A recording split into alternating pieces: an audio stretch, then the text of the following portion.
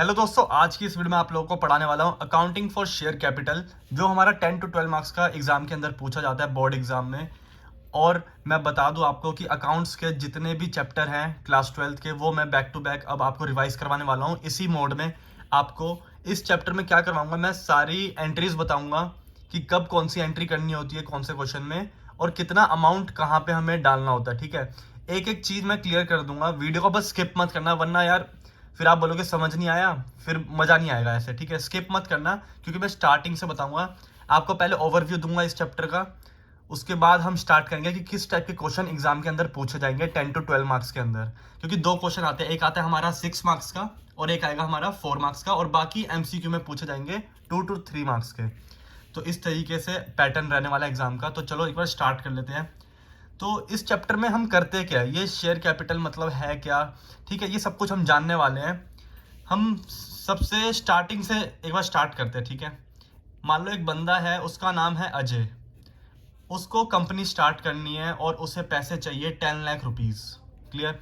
अब ये क्या करेगा, इसके पास 10 लाख रुपीस नहीं है, ये पब्लिक से लेगा पैसे। किस तरीके से लेगा देखो, प्रोस्पेक्टस इशू करेगा। बोलेगा प्रोस्पेक्टस के अंदर क्या क्या चीज़ें होती है, एम होता है, ऑब्जेक्टिव होता है कि कंपनी क्या काम करने वाली है, कहाँ से पैसा अर्न करेगी, कहाँ पे स्पेंड करेगी, सारी डिटेल उस प्रोस्पेक्टस के अंदर लिखी होगी। और ये ओपन टू ऑल होगा, मतलब कोई भी पब्लिक इस प्रोस्पेक्टस को पढ़ सकती है, जिससे कि वो अपना डिसीजन ले सके कि इस कंपनी में पैसे लगाने हैं या नहीं लगाने हैं। अगर इनको अच्छा लगता है तो ये पैसे लगा देंगे इसमें। मान लो पब्लिक ने 10 लाख रुपीस दे दिए, तो अब अजय के पास 10 लाख रुपीस आ चुके हैं। अब वो अपनी कंपनी स्टार्ट कर सकता है। अब वो अपनी कंपनी स्टार्ट करेगा और उस कंपनी के अंदर जो अकाउंटिंग करनी है, इसके ऊपर ये चैप्टर बना हुआ है कि कंपनी स्टार्ट होने के बाद अब कैसे उसकी अकाउंटिंग करेंगे जो हमारे पास पैसे आए हैं। तो इसके ऊपर ये चैप्टर बेस है। ठीक है, और स्टार्ट कहाँ से होता है, यहाँ से प्रोस्पेक्टस इशू करता है, पैसे आते हैं। ठीक है, और उसके बाद जब वो कंपनी स्टार्ट हो जाती है तो उसके बाद अकाउंटिंग कैसे करनी है वो इस चैप्टर में हम सीखने वाले हैं। अब मान लो यहाँ पे हमारे पास 10 लाख रुपीज आ गए, मान लो 12 लाख रुपीज आ जाते तो क्या करते हम, 12 लाख आते तो हम 2 लाख रुपीज रिफंड कर देते पब्लिक को, क्योंकि भाई चाहिए तो हमें 10 लाख रुपीज ही। ठीक है, और मान लो अगर हमारे पास 9 लाख आते तो फिर भी हम कंपनी स्टार्ट कर देते, क्योंकि हमें कितने चाहिए 10 लाख और 9 लाख आया है, और हमारे पास कितने कम पैसे आए हैं 1 लाख रुपीज। बट लॉ ये कहता है कि अगर 90% तक भी पैसे आ जाते हैं, लाइक हमें 10 लाख रुपीज चाहिए तो 10 लाख का 90% कितना हो गया, 9 लाख रुपीज। तो अगर 9 लाख रुपीज भी आ जाते हैं तो अजय कंपनी स्टार्ट कर सकता है। बट अगर 9 लाख से कम आएंगे तो वो कंपनी स्टार्ट नहीं कर सकता और उसे सारा का सारा पैसा रिफंड करना पड़ेगा। क्लियर। तो भाई अब अकाउंटिंग की तरफ चलते हैं कि किस तरीके से इस चैप्टर के अंदर हमें क्वेश्चंस करने हैं। क्लियर। चलो सबसे पहले हम क्या करेंगे, मान लो एक एबीसी कंपनी है, अभी है नहीं, वो स्टार्ट होने वाली है। बट उसने क्या किया, शेयर इशू कर दिए। बोला कि 1 लाख शेयर इशू करें हमने 10 रुपीज में। ठीक है, अब एंट्रीज कैसे होती है, लाइक मान लो इस तरीके क्वेश्चन आपने देखेंगे, एप्लीकेशन पे हम 2 रुपीज लेंगे, अलॉटमेंट पे हम 3 रुपीज लेंगे, फिर फर्स्ट कॉल पे हम 2 रुपीज, फाइनल कॉल पे 3 रुपीज। मैंने एक ओवरव्यू दे दिया कि किस तरीके से क्वेश्चन एग्जाम में पूछा जाएगा। इस तरीके से कुछ हमें इंस्टॉलमेंट दी होती है, लाइक पब्लिक को हम ये नहीं बोल रहे कि 10 रुपये एप्लीकेशन पे ही दे दो, हम बोल रहे हैं कि भाई हम इसकी इंस्टॉलमेंट बना देंगे, उस तरीके से आप इसको पैसा हमें दे देना कंपनी के अंदर। लाइक ये जो हमने पैसे इशू करे हैं यहाँ पे, ये जो शेयर इशू करे हैं 10 लाख रुपए के, हम पब्लिक को ये नहीं बोल रहे कि सारे के सारे पैसे अभी दे दो, बट हमें बता दो कि आप पैसा दे दोगे ना इतना। तो वो क्या करते हैं, एप्लीकेशन पे 2 रुपये दे देंगे और बाकी अलॉटमेंट पे देंगे, फर्स्ट कॉल पे, फाइनल कॉल पे। इस तरीके से हमारे पास पैसे कंपनी के अंदर आ जाएंगे। क्लियर। अब भाई हम चलते हैं एंट्रीज पे कि एंट्रीज किस तरीके से होती है स्टार्ट, और क्या क्या उसके अंदर हमें ट्रिक्स जाननी है इसके अंदर। ठीक है, चलो एक बार स्टार्ट करते हैं। चलते हैं एक बार नेक्स्ट पेज पे, यहाँ पे हम सारी एंट्रीज सीखेंगे स्टार्टिंग से। सबसे पहली एंट्री जो होती है हमारी होती है bank account debit to share application. First entry हमेशा यही होगी। ठीक है, और इसके अंदर अमाउंट कौन सा आता है, जो पैसा हमें एप्लीकेशन पे आया है। लाइक 1 लाख शेयर थे और 2 रुपीज़ एप्लीकेशन के थे, तो 2 रुपीज़ से हम इसकी एंट्री करेंगे पोस्ट। ओके, अब सेकंड एंट्री क्या होगी हमारी, शेयर एप्लीकेशन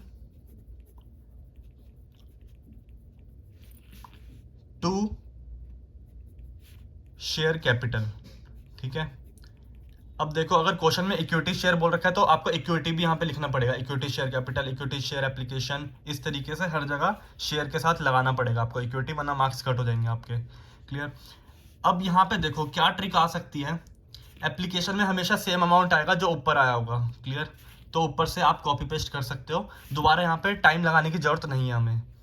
शेयर कैपिटल में भी सेम अमाउंट आता, बट इसके अंदर और क्या क्या चीज़ें दे सकते हैं। लाइक मान लो हमने शेयर इशू करे थे प्रीमियम पे, तो हमें यहाँ पे सिक्योरिटीज प्रीमियम भी डालना पड़ेगा यहाँ पे। ठीक है, अब मान लो प्रीमियम 2 रुपये का था, तो 1 लाख शेयर इंटू में 2 कर देंगे, वो सिंपल है, जैसा क्वेश्चन में बोलेगा वैसा कर लेंगे हम। क्लियर। अब भाई मान लो हमारे पास एप्लीकेशन पे एक्सेस अमाउंट आ गया था, लाइक अभी हमने वो पीछे एग्जांपल लिया था ना, 10 लाख मंगाए थे लेकिन 12 लाख आ गए, तो हम 2 लाख रुपीज़ रिफंड करेंगे। तो उस रिफंड की एंट्री क्या होगी, हम क्या करेंगे, टू बैंक कर देंगे, जितना भी उसको रिफंड करना है। तो यहाँ पे कौन सा अमाउंट आएगा, हमेशा रिफंड वाला। तो भाई अगर आप नोट करना चाहते हो तो नोट कर लेना वीडियो को पॉज कर करके, ठीक है, क्योंकि ये बहुत ही ज़्यादा इंपॉर्टेंट है। ये बच्चे नहीं जान पाते कि इधर कौन सा अमाउंट डाले इधर कौन सा, तो मिसमैच हो जाता है उनका डेबिट और क्रेडिट। तो इस तरीके से मैंने आपको यहाँ पे क्लियर कर दिया है। अब यहाँ पे और क्या केसेस बन सकते हैं वो बताता हूँ मैं आपको।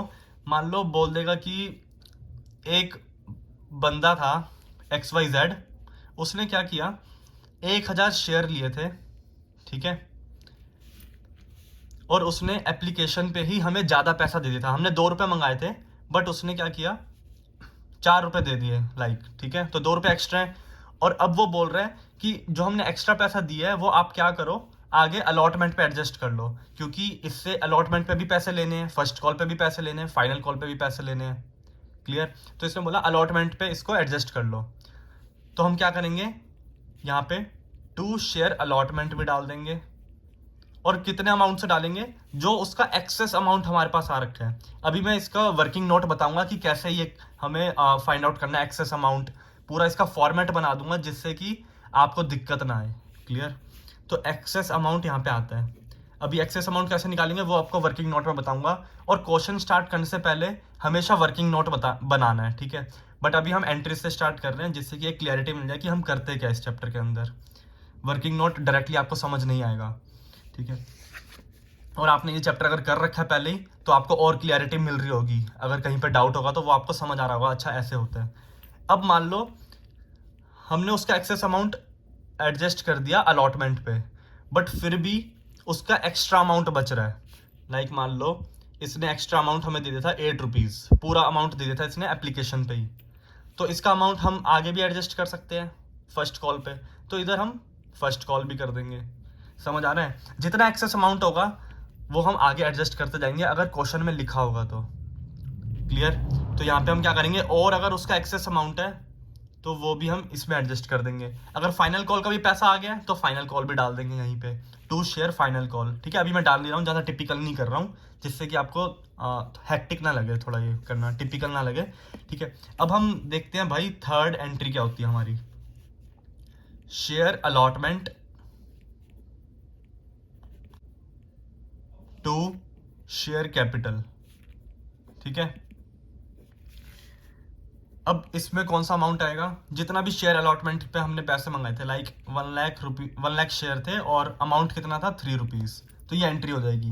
क्लियर, अब नेक्स्ट एंट्री क्या होगी। अब आप सोच रहे होगे यार एप्लीकेशन के टाइम में हमने बैंक वाली ऊपर करी, एप्लीकेशन की 2 एंट्री थी, ठीक है, अलॉटमेंट की भी 2 होगी, सबकी 2 एंट्री होगी।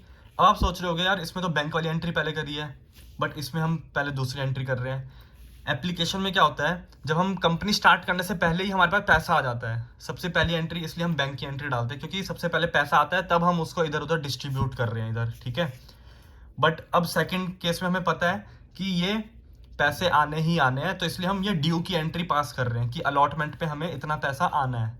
अगर वो पैसा आ जाता है तो हम नीचे एंट्री अब करेंगे बैंक की, क्या करेंगे, फोर्थ एंट्री करेंगे हम, bank debit to share allotment. ठीक है,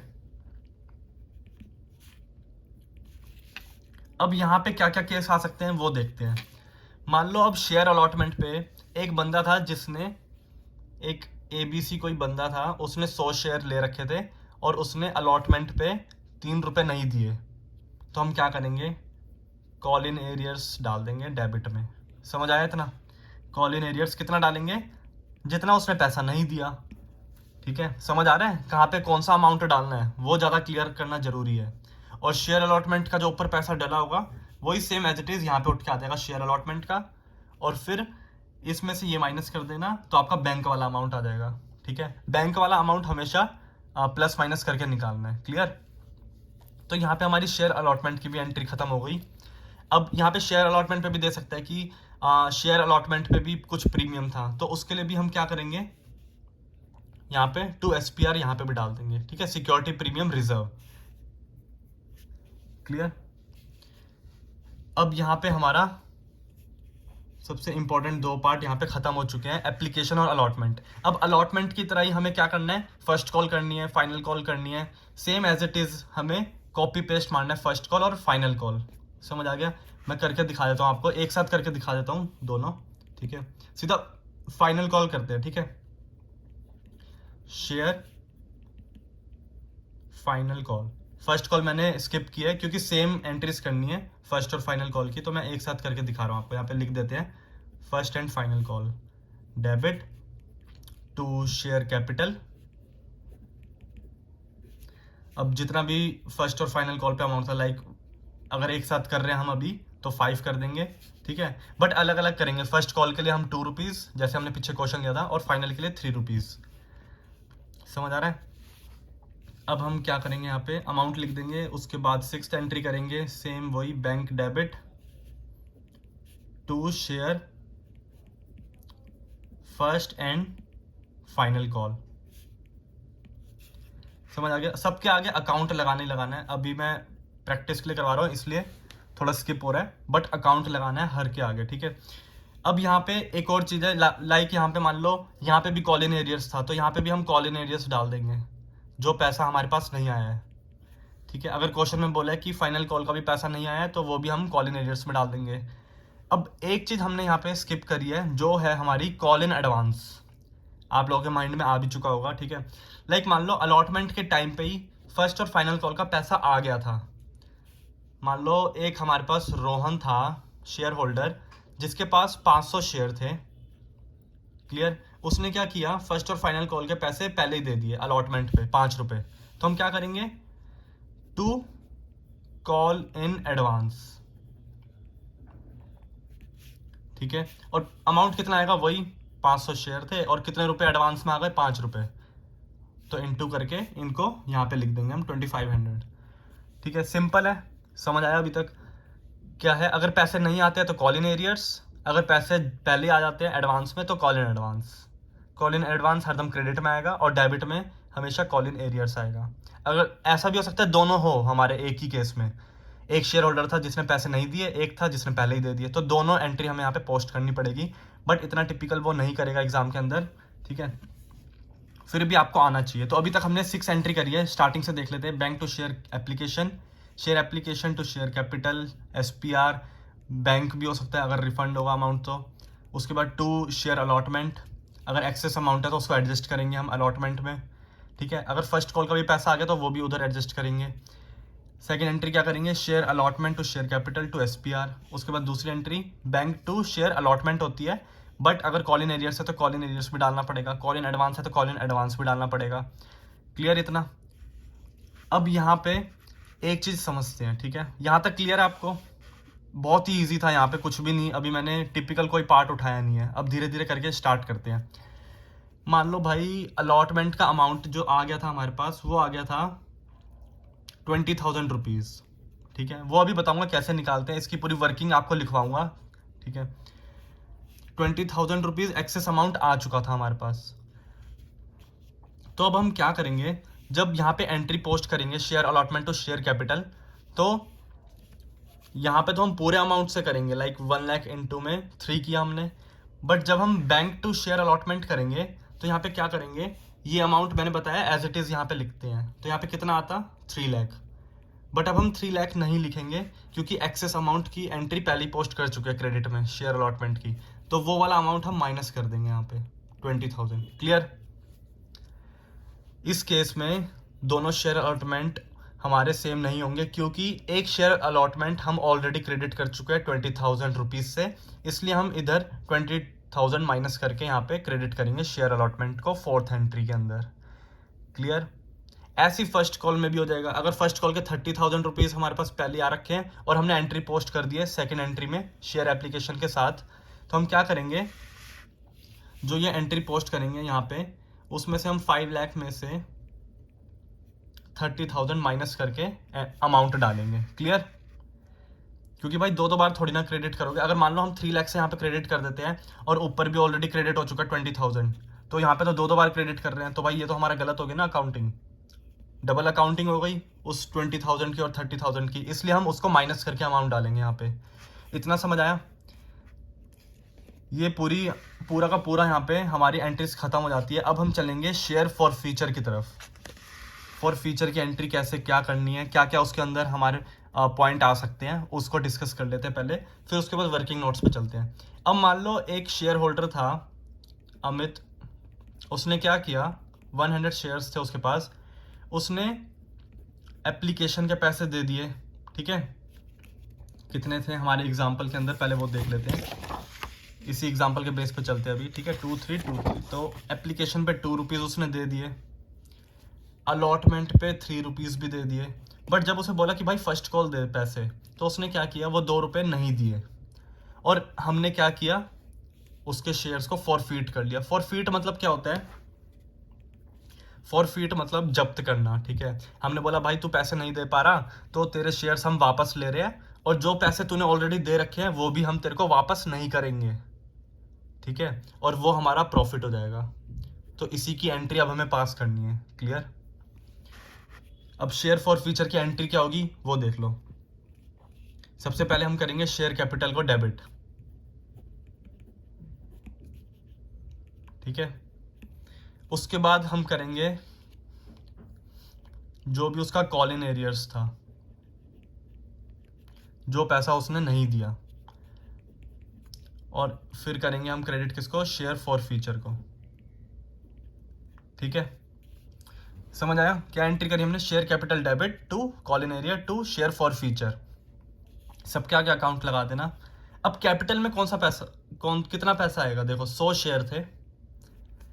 अब शेयर कैपिटल में ये नहीं आप 10 रुपीज़ डाल दोगे क्योंकि एक शेयर 10 रुपीज़ का है, ऐसा नहीं होगा।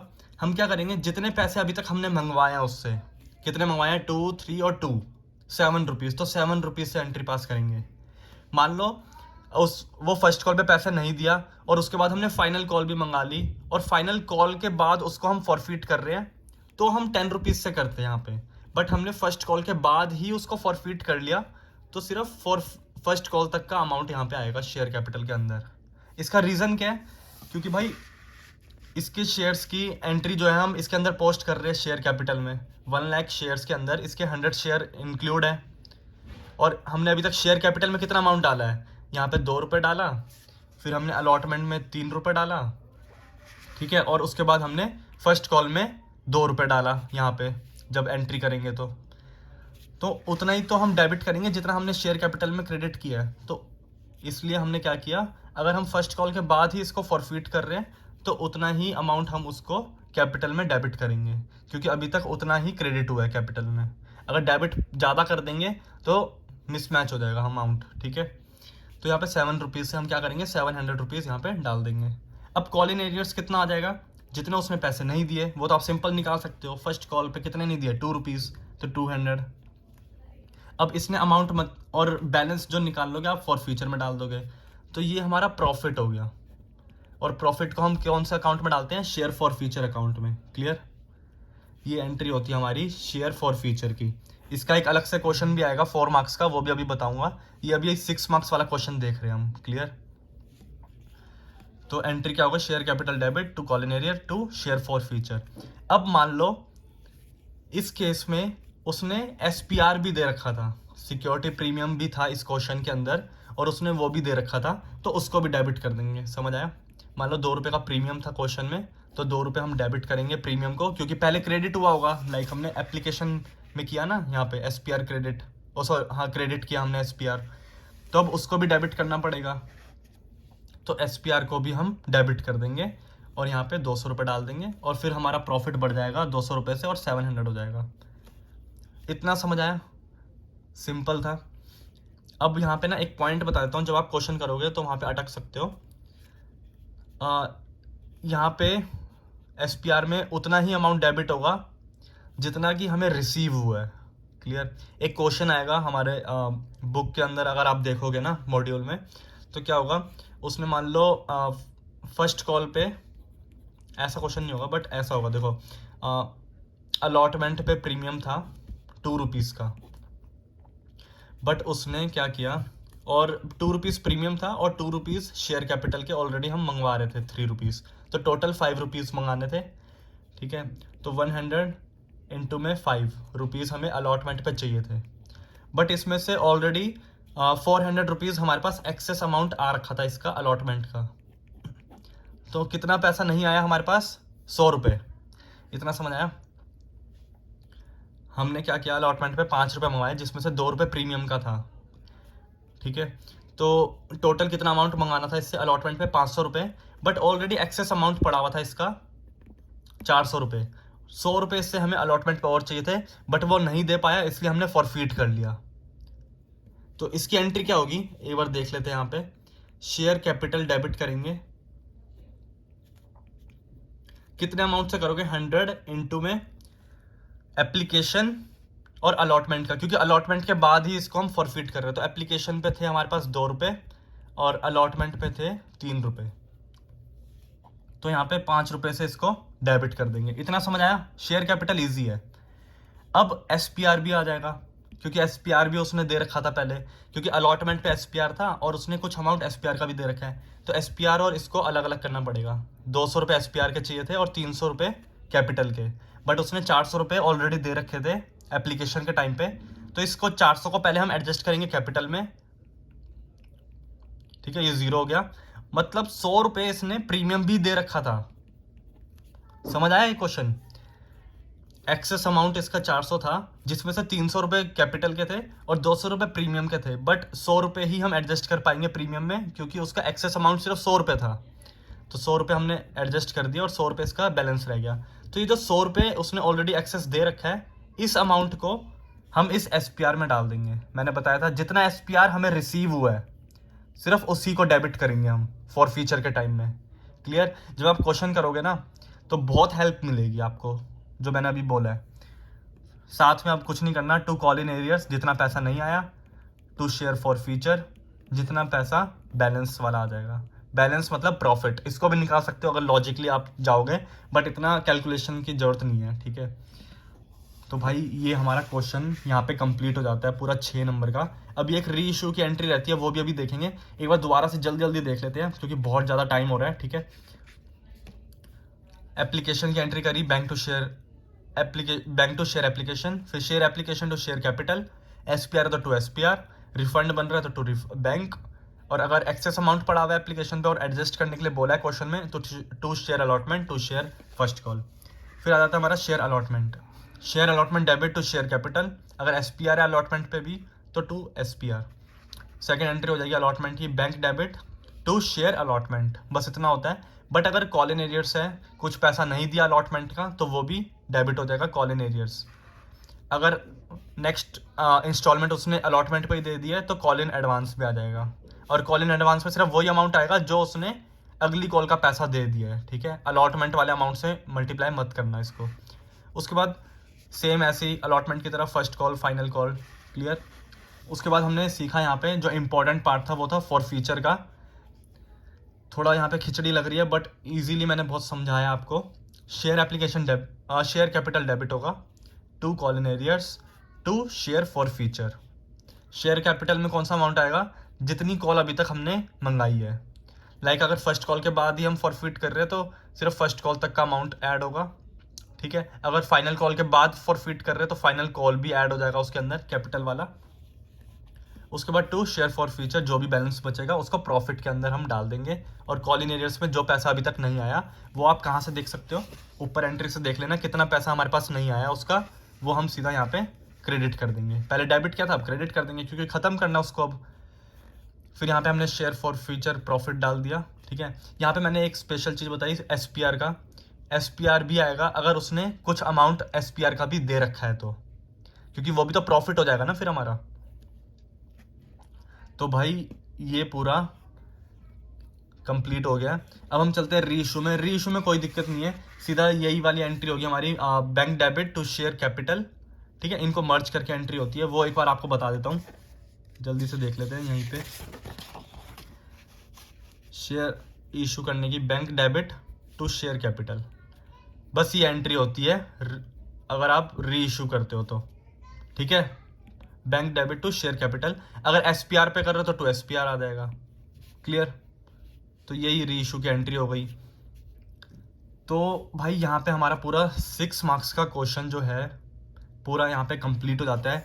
आप क्वेश्चन अटेम्प्ट करो, अगर आपको कोई भी डाउट आता है आप मेरे को डायरेक्टली कांटेक्ट कर सकते हो टेलीग्राम पे, इंस्टाग्राम पे, आपको लिंक दे दूंगा डिस्क्रिप्शन के अंदर, ठीक है। तो यहाँ पे हमने 6 मार्क्स का क्वेश्चन कवर किया है, और 6 मार्क्स नहीं, यहाँ पे हमने पूरा चैप्टर कवर कर लिया एक्चुअली में। अगर आप अगर चैप्टर पढ़ने जाते हो ना आपको मज़ा आ जाएगा।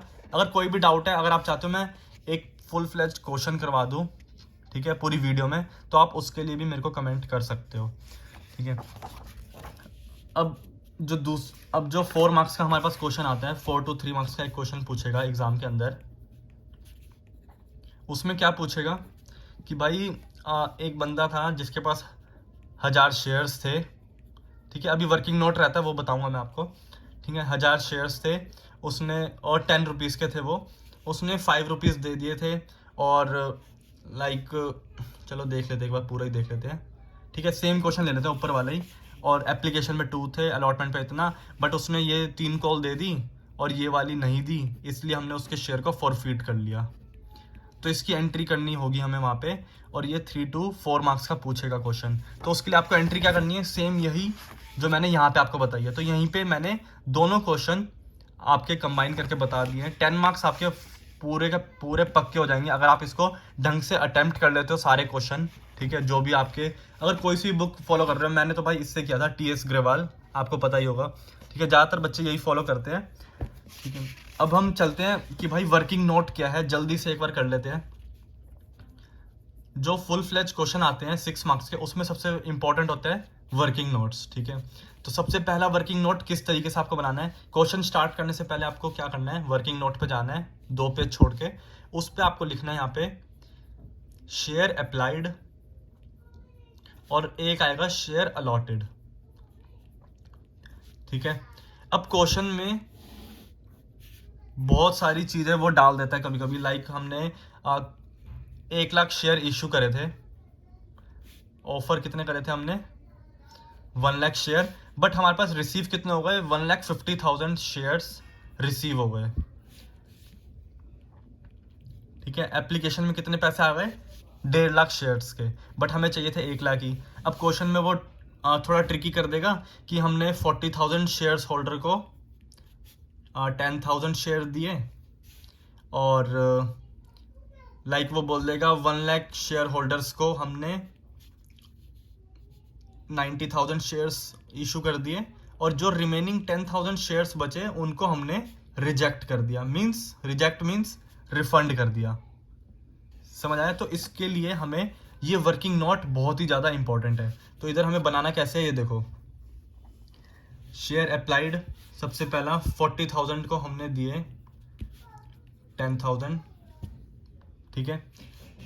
1 लाख जिन्होंने अप्लाई करे थे उनको हमने दिया 90,000, और बाकी को जो 10,000 जिन्होंने अप्लाई करे थे उनको हमने रिजेक्ट कर दिया, 0 दिया। तो टोटल हमारे पास 1,50,000 अप्लाइड थे, अलॉटेड थे हमारे पास 1 लाख। तो ये टेबल इस तरीके से आपको क्रिएट करना है, और ये अभी बहुत ही ज़्यादा इंपॉर्टेंट है, अभी पता चल जाएगा आपको, देखना अभी मैं पूरा रिलेट करके बताऊंगा आपको। इस तरीके से आपको एक टेबल बनाना है, क्लियर। फर्स्ट वर्किंग नोट ये होना चाहिए। ये आपको लग रहा होगा किसी काम का नहीं है, बट ये बहुत काम का है। अभी देखो, अब नेक्स्ट वर्किंग नोट में चलते हैं। अब हमें जो फर्स्ट और सेकंड एंट्री करनी है ना, वो पहली दो वर्किंग नोट के हेल्प से ही करनी है। सेकंड वर्किंग नोट क्या होगा हमारा, सबसे पहले आ जाते हैं हम केस 1 पे। केस 1 के लिए हम बनाएंगे वर्किंग नोट। जैसा लिख रहा हूँ वैसा ही कॉपी पेस्ट करना आपको, ये नहीं करना आपको, ठीक है। ये बस मैंने आपको समझाने के लिए क्वेश्चन बताया कि किस तरीके का क्वेश्चन होगा। अब यहाँ पे केस 1 में क्या है, सबसे पहले आप लिखोगे एप्लीकेशन मनी रिसीव्ड, ठीक है। कितना रिसीव हुआ है हमें, 40,000 शेयर्स के अकॉर्डिंग रिसीव हुआ है। 2 रुपीज़ मान लो एप्लीकेशन पे थे, तो हम यहाँ पे 80,000 रुपीज़ लिख देंगे। अब लेकिन हमें एडजस्ट कितना करना है, अब यहाँ पे लिखेंगे एडजस्टमेंट टूवर्ड्स एप्लीकेशन। लेकिन एप्लीकेशन पे चाहिए कितना था हमें पैसा, कितना चाहिए था बताओ, 10,000 ही चाहिए था ना, क्योंकि 40,000 को तो 10,000 ही दे रहे हैं हम, तो 10,000 इंटू में 2, तो यहाँ पे 20,000 रुपीज़ चाहिए थे हमें सिर्फ। मीन्स 60,000 रुपीज़ एक्स्ट्रा आ चुके हैं हमारे पास। क्लियर, फर्स्ट केस वाले में। यहाँ तक समझ आया। यही होता है हमारा एक्सेस अमाउंट, जो हमने सेकंड एंट्री में देखा था ना। यहाँ पे आपको रिलेट करा देता हूँ मैं। यहाँ पे जो हम लिख रहे थे एक्सेस अमाउंट कैसे निकालेंगे, वो एक्सेस अमाउंट ये रहा हमारा। अब मान लो अगर क्वेश्चन में लिखा है कि ये जो 40,000 शेयर्स के एक्स्ट्रा पैसे आए हुए हैं, वो हम अलॉटमेंट पे भी एडजस्ट कर रहे हैं, फर्स्ट कॉल पे भी कर रहे हैं और फाइनल कॉल पे भी। क्वेश्चन में ऐसा लिखा हुआ, excess amount will be adjusted towards the next calls, ठीक है। तो हम क्या करेंगे, अब यहाँ पे लिख देंगे एडजस्टमेंट टूवर्ड्स। अगर इसमें ज़्यादा टाइम वेस्ट लगे आपको कि हो रहा है हमारा, तो एडजस्टमेंट को सिर्फ ADJ लिख देना, कोई दिक्कत नहीं है, ठीक है। Towards allotment. अब अलॉटमेंट पे भी इसके एडजस्ट कर लेते पैसे। अब अलॉटमेंट पे कितने चाहिए होंगे, 10,000 के हिसाब से चाहिए होंगे, क्योंकि शेयर अलॉट कितने करे, 10,000। तो 10,000 इंटू में 3 रुपीज़, अलॉटमेंट पे 3 रुपीज़ थे, तो 30,000 हमारे अलॉटमेंट पे हो गए। फिर भी 30,000 बच रहे हैं, तो इसको अब हम फर्स्ट कॉल पे भी एडजस्ट कर लेंगे। इस तरीके से जो जितना अमाउंट आता जाएगा, जैसे देखो अलॉटमेंट पे कितना आ गया 30,000, तो हम अलॉटमेंट पे यहाँ पे 30,000 डाल देंगे। सिंपल, समझ आया। तो ये वर्किंग नोट बहुत ही इंपॉर्टेंट है फर्स्ट 2 एंट्रीज के लिए। अगर अब मान लो क्वेश्चन में लिखा है कि जो भी हमारे पास एप्लीकेशन पे एक्स्ट्रा अमाउंट रिसीव हुआ है उसको हम रिफंड करेंगे, एडजस्टमेंट नहीं करेंगे, तो हम फिर ये वाला पार्ट नहीं करेंगे, नीचे वाला सीधा इस अमाउंट को रिफंड में डाल देंगे। समझ आया। रिफंड में कहाँ पे, ये भी सेकेंड एंट्री में आता है, टू बैंक। तो यहाँ पे ये सारा अमाउंट चला जाएगा 60,000। क्लियर। अब ऐसी केस टू में क्या होगा, अब देखो 1 लाख शेयर जिन्होंने अप्लाई किया था उनको हम सिर्फ अलॉट कर रहे हैं 90,000। तो हम क्या करेंगे, यहाँ पे दोबारा सेम एप्लीकेशन मनी रिसीव्ड। इस तरीके से भी आप एग्जाम में लिख सकते हो, कोई दिक्कत नहीं है, शॉर्टकट में, ठीक है। 1 लाख जिन्होंने 1 लाख के हिसाब से हमारे पास पैसे आ गए थे एप्लीकेशन पे 2 रुपीज़, और इसको हमने एडजस्ट कर दिया। एडजस्ट कितना करना था, एडजस्ट टूवर्ड्स एप्लीकेशन 90,000 इंटू में 2, ठीक है। आ गए थे हमारे पास 2 लाख रुपीज़, चाहिए थे 180, और जो रिमेनिंग आया, अगर क्वेश्चन में लिखा है कि एडजस्ट करना है आगे अलॉटमेंट पे, तो इसको भी हम क्या करेंगे, यहाँ पे फिर आगे लिख देंगे एडजस्टमेंट टूवर्ड्स अलॉटमेंट, ठीक है। और 90,000 के कितने चाहिए थे हमें, 3 रुपीज़ चाहिए, ज़्यादा थे, कम ही है, कोई दिक्कत नहीं है, तो पूरा का पूरा हम एडजस्ट कर देंगे और एक्सेस मनी 0 हो गया। अगर मान लो 2 केस है और दोनों का अलॉटमेंट, इसका अलॉटमेंट था कितना एक्सेस 30,000, इसका 20, तो इन दोनों का टोटल करेंगे 50,000 और यहाँ पे लिख देंगे हम 50,000, ठीक है। क्योंकि दोनों का एक्सेस अमाउंट हमने एडजस्ट किया अलॉटमेंट में, तो दोनों का अमाउंट ऐड करके हम सेकेंड एंट्री बनाएंगे। तो भाई ये जो मैंने आपको बताया है ये बहुत ही ज़्यादा इंपॉर्टेंट है। ये जो वर्किंग नोट है, फर्स्ट वर्किंग नोट में क्या किया, टेबल बनाया जिससे कि हम दूसरा वर्किंग नोट बना सकें, ठीक है। तो हमने क्या किया, फर्स्ट वर्किंग नोट में सिंपल कुछ भी नहीं किया, कितना अप्लाई किया कितना अलॉटेड है ऐसे कर लिया, और उसके बाद फिर सेकंड वर्किंग नोट बनाया, और इससे फर्स्ट एंट्री हमारी हो जाएगी। कैसे, फर्स्ट एंट्री तो हमेशा जितने एप्लीकेशन हमारे पास आए, लाइक इस केस में जो हमने अभी ऊपर बनाया है केस, इसमें कितने, अब देखो हम करते हैं क्वेश्चन को ना एक बार, 1.5 लाख थे, तो पैसे हमारे पास 1.5 लाख के हिसाब से आए हैं, इधर 2 रुपये कर देंगे, ठीक है। सेम यहाँ पे भी हो जाएगा 1.5 लाख इंटू में 2, पैसे तो हमारे पास ज़्यादा आ गए हैं। अब हम नेक्स्ट एंट्री जो करेंगे यहाँ पे 1.5 लाख इंटू में 2, लेकिन चाहिए कितने थे? शेयर कैपिटल में उतना ही आएगा जितने चाहिए थे, 1 लाख ही चाहिए थे, शेयर्स 2, ठीक है। अब प्रीमियम इस केस में हमने लिया नहीं, हटा देते हैं इसको। अब रिफंड कितना बन रहा है, अलॉटमेंट कितना, वो हम कहाँ से निकाल लेंगे? जो हमने ये वर्किंग नोट बनाई है कि अलॉटमेंट पे कितना एडजस्ट हुआ, मान लो यहाँ पे 50,000 हुआ तो यहाँ पे 50,000 लिख दिया। अगर फर्स्ट कॉल पे भी कुछ बच रहा है पैसा, लाइक यहाँ पे 30,000 मान लो फर्स्ट कॉल पे जा रहा है, तो 30,000 फर्स्ट कॉल पे एडजस्ट कर देंगे। अब रिफंड में कौन सा जाएगा? ये जो हमने रिजेक्ट किए ना 10,000 शेयर्स, ये हमारा चला जाएगा रिफंड में। तो 10,000 इंटू में 2 रुपीज़ दिए होंगे उसने हमें, तो पूरा का पूरा रिफंड में चला जाएगा 20,000। क्लियर? तो इस तरीके से फर्स्ट टू एंट्री हमारी पूरी बेस्ड होती है वर्किंग नोट्स के ऊपर। इतना समझ आया कैसे क्या किया हमने? अगर एडजस्टमेंट नहीं है तो डायरेक्टली हम इसको भी रिफंड कर देंगे, 60,000 को, इस 20,000 को भी रिफंड कर देंगे, और साथ में ये वाला भी रिफंड हो जाएगा जो रिजेक्ट किया। तो तीनों को ऐड करके रिफंड में डालेंगे, ठीक है। अब भाई जो हमारा लास्ट पार्ट बच रहा है, वर्किंग नोट यहाँ पे ख़त्म हो जाता है हमारा, ठीक है, जो इम्पोर्टेंट था। अब एक हमारा ना जो फंस सकते हैं वो वाला पॉइंट ले लेते हैं। क्वेश्चन में कभी कभी लिखा होता है एक मोहन शेयर होल्डर था जिसने अप्लाई करे थे, अप्लाइड 100 शेयर्स, सॉरी 1000 शेयर्स, ठीक है, और उसने हमें पैसा नहीं दिया, नॉट पेड अलॉटमेंट मनी। तो भाई जो अप्लाइड वाले शेयर्स होते हैं ना, इससे हमें कहीं पर भी यूज़ नहीं करना किसी भी एंट्री में, ये प्लीज़ ध्यान रखना।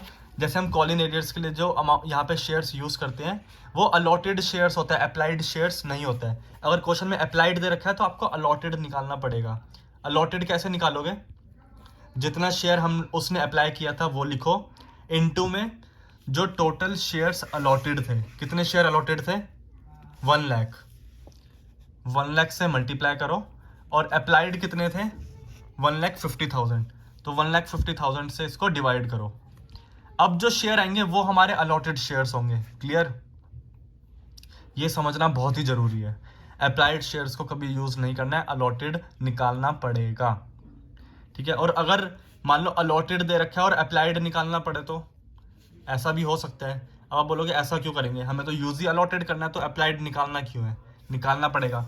कभी कभी क्या होगा ना, यहाँ पे ये अप्लाइड नहीं देगा, वो अलॉटेड दे देगा, तो आपको अलॉटेड के थ्रू अप्लाइड निकाल के ये टेबल बनाना पड़ेगा। जब आप क्वेश्चंस करोगे ना सारे, तो वहाँ पे जब फंसोगे तो आपको ये बात याद आएगी।